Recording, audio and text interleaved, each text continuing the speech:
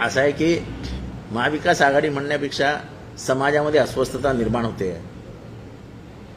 एकीकडे अक्षय शिंदेच्या आई वडिलांवरती एवढा दबाव टाकला जातो, राजकीय दबाव, आर्थिक दबाव, पोलिसांचा दबाव, की दोघं आई वडील उठतात जातात कोर्टात, आम्हाला खटलाच चालवायचा नाही.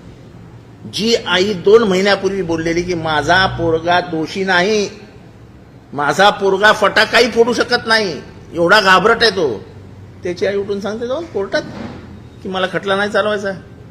काय चालू आहे महाराष्ट्रात?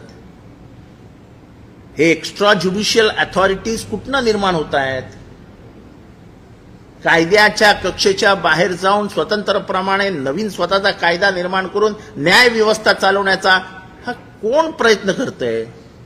आणि त्याला महाराष्ट्र मान्यता देणार आहे का? आज अक्षय शिंदे त्या घरात आहे, आज सोमनाथ सूर्यवंशी त्या घरात आहे, उद्या तो तुमच्या घरात येणार आहे. जेव्हा पोलिसी राज्य निर्माण होतं तेव्हा मग ते कोणाचं काय बघत नाहीत.